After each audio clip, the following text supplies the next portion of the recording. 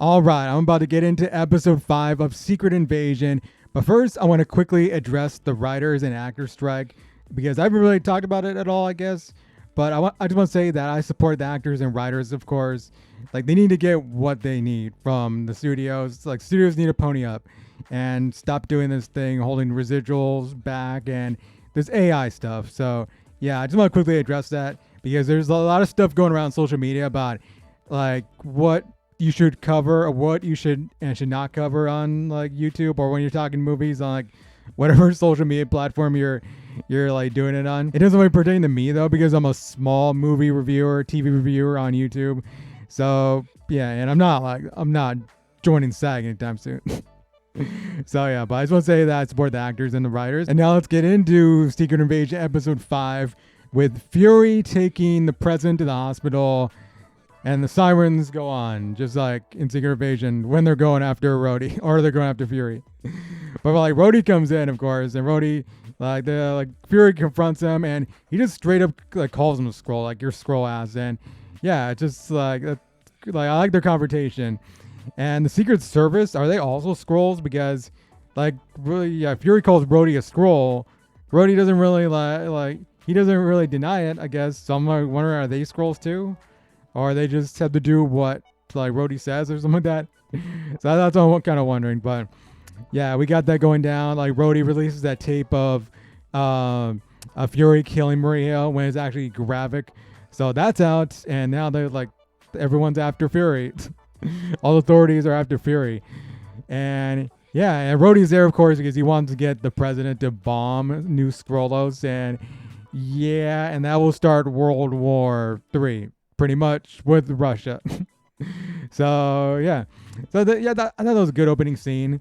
And then Gravik with his people, his scrolls are starting to not really trust them that much because his second command questions him, and Gravik just straight kills him. Like I didn't even think he killed him at first. He just like grooted him, and it was pretty violent. He kind of saw a little bit of blood at the end, and it was like, wow, okay, that's what happens when you Groot somebody. Yeah, we need to like a rated R Groot, like a little short. And then of course like a Gravik's men, they started like a mutiny too. Like yeah, and they failed straight up. It was a 4 against 1. I know he's a super scroll, so maybe it's kind of dumb to go in there, but I think that they held him down, and I think they could have took him out, but they didn't. Gravik won that, and that scroll that we've seen throughout the like series. And he was in the first episode, like Emilia Clarke injury like brought him to do Skrullos, but yeah, he was there trying to take him out, and yeah, he got his throat slit. And I was like, wow, okay, yeah, that was a wild. So yeah, Gravik ain't having it. Gravik ain't having it right now. So yeah, I really like Kingsley Benadire. I think is playing this part really good. Hopefully they got something good for him in the last episode. Because like I kind of want him to be like maybe have more of like a emotional side towards Nick Fury. Like I know he seems like he straight up hates him, but I'm hoping to see something like a little bit more emotion towards Nick Fury. Maybe that he sees kind of Nick Fury as a father figure, I guess. But we'll see. We're probably not gonna get that, but we'll see. And the one thing that was missing from the last episode was Sonya Olivia Colman coming in, and like she shoots at it was like a director or something like that. It was like a director to agency. She shoots that dude in the leg, reveals that he's a scroll, and then she goes to the scrolls that are building that like super scroll or built that super scroll facility, and straight up just shoots the guy in the head. So I was like, wow, okay. And it's a joy seeing Olivia Colman on screen. Like I love her attitude. I love her like joy when she's just like shooting people, and she doesn't care. It's like she's not fazed by it at all. She's like, yeah, I'm gonna do what I need to get done. I'm gonna have fun doing it. And I hope we see more of Olivia Colman in the future in another Marvel movie or TV show past this show or past this season, because she's great. And just hope they don't kill her off. I don't think they will because they've already killed a couple people off. So we'll see though.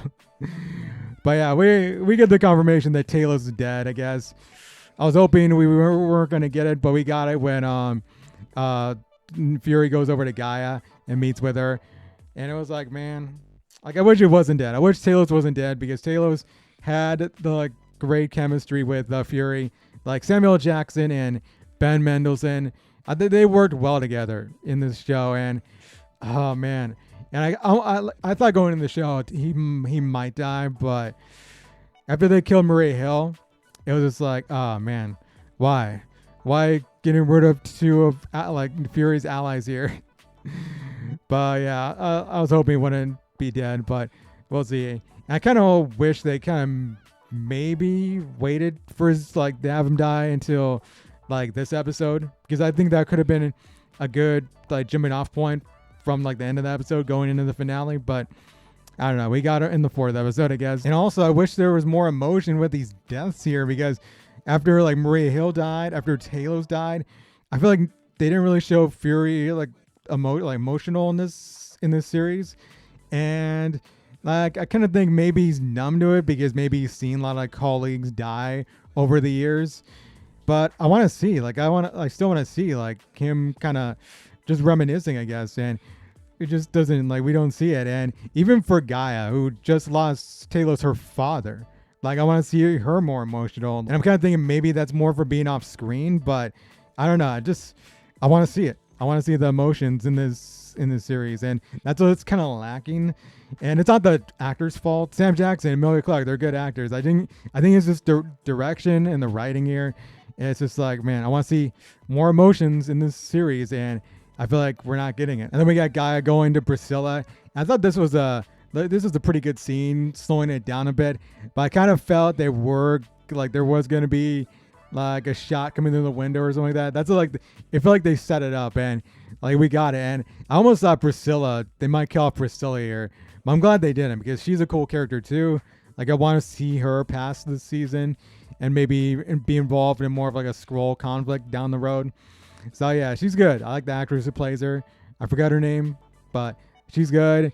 And they win that shootout, and then they of course bury Talos. Well, they didn't really bury Talos. It's more like a royal burning or whatever that's called. But yeah, we saw that happen.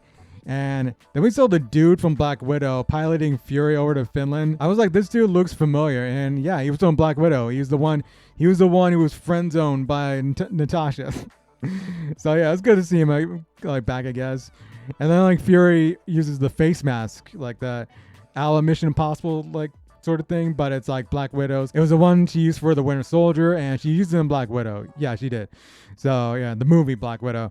So yeah, that was cool. See that. Then we get to the reveal that he had Avengers DNA collected after the battle they had in Avengers Endgame, and Skrulls were the ones that collected it. So yeah, it's Fury's responsibility of what's happening here, as he revealed that to Sonya. So yeah, it's interesting. That's kind of interesting. And that's how they got Groot and Co-op City, I guess. I don't know if they would have got the Frost piece. I don't know where they got that from. I guess they got it from like Thor or something like that. And who else was on there? I forgot who else was on there. I was like, I know it was Groot, it was Co-op Obsidian. Oh, and no, yeah, Extremis. I forgot about Extremis. So yeah, so that was it. It's not really a creature, I guess. It's more of like a, I don't know what you call it. but yeah, no one knew about it. No one knew about it until now, I guess. And Sonya also asked, why not call the Avengers? And Fury says you can't depend, like he doesn't want to depend on them. And I don't know, I'm kind of calling BS, because like this is like you probably got to call him in to stop something like World War III going down. I like the reason he made early in the season where he doesn't want the Avengers to be turned on Skrulls. But I feel like this right here, it's kind of an all hands on deck situation. I feel like you got to call in Captain America, Sam Wilson here, and Bucky, and whoever is available. Definitely not Rhodey, because Rhodey probably is captured somewhere, and we'll probably see that in the final episode. So yeah, but I was just like, I didn't really like that reasoning that you can't depend on them.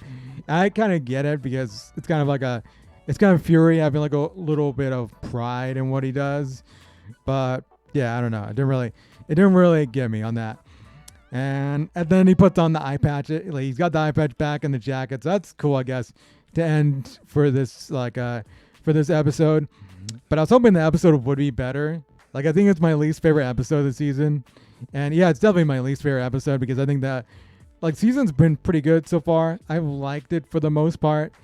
It's just this episode, I feel like it's coasting into the finale, when I think they should have just built it up a little bit more. Siren's going up again, if you can hear it in the background.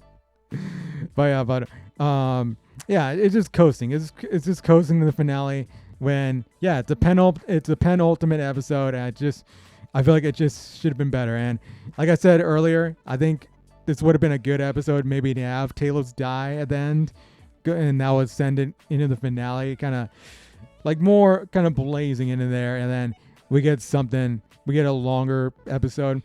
And that's also the thing here, because this episode was the same as the previous episode, 39 minutes. So it's like with these Marvel shows, or any of these Disney Plus shows, whether it's Marvel or Star Wars, it's like we're getting longer episodes at the start, and then we get these shorter episodes right here. And I don't think it's a bad episode, but it's just like, I want more. I want more, especially when it's only 6 episodes. So I got to think in the next episode, the finale has got to be at least 50 minutes, potentially. I'm hoping. But yeah, but I like the series. I just hope it just sticks the landing, and hopefully it's a good finale. So yeah, you can tell me what you think about this episode of Secret Invasion. Tell me down below.